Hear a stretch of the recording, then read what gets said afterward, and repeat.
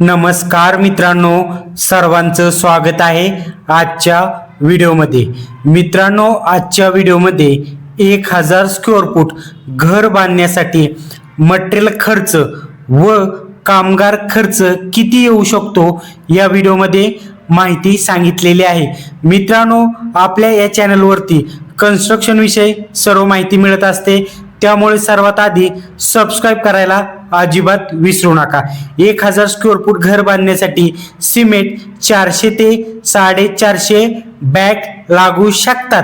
एका सिमेंट बॅगची खरेदीची किंमत आपण सरासरी 360 रुपये धरलेली आहे। 450 बॅगचे झाले 1,62,000 रुपये सिमेंटसाठी।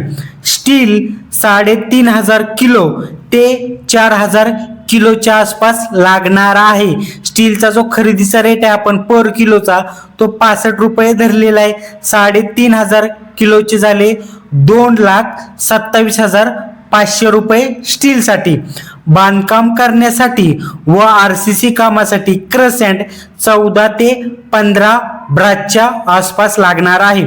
क्रसेंटचा जो खरेदीचा रेट आहे ब्रासचा तो 6,000 रुपये ब्रासचा रेट धरलेला आहे। 15 ब्रासचे झाले 90,000 रुपये।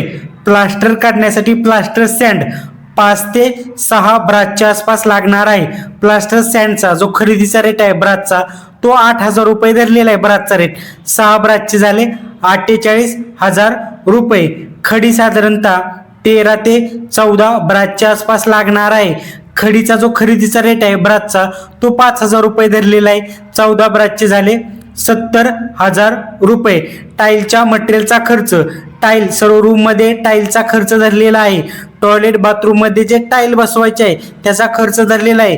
किचन वरती टाईल बसवायचे असेल तर तो खर्च, सर्व टाईलचा जो खर्च आहे तो आपण एक लमसम खर्च धरलेला आहे 65 ते 70,000 रुपये या रेंज मध्ये टाईलच्या मटेरियलचा खर्च येऊ शकतो।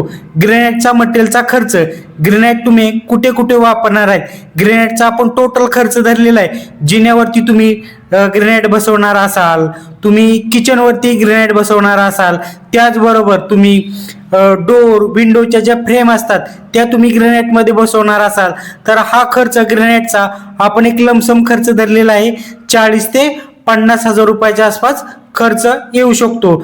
खिडकी दरवाजा स्लायडिंगचा हा खर्च एक आपण लमसम खर्च धरलेला आहे 1,20,000 रुपयाच्या आसपास येऊ शकतो खर्च खिडकी दरवाजा स्लायडिंग साठी। वीट साधारणतः 16 ते 17,000 नग लागू शकतात।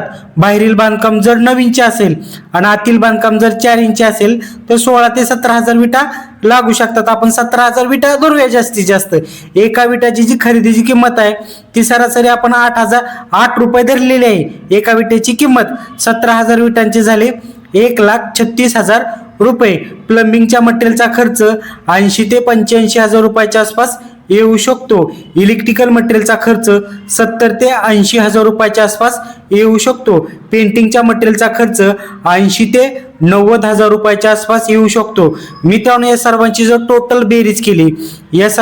टोटल बेरीज केली तर आपल्याला एकूण मटेरियलसाठी खर्च 12,28,500 रुपये म्हणजे मटेरियलसाठी खर्च एक लमसम तुम्हाला अंदाज घ्यायचा असेल 1000 स्क्वेअर फूटच्या मटेरियलसाठी तर 12 लाख रुपये लागू शकतात 1000 स्क्वेअर फूटच्या घराच्या मटेरियलसाठी।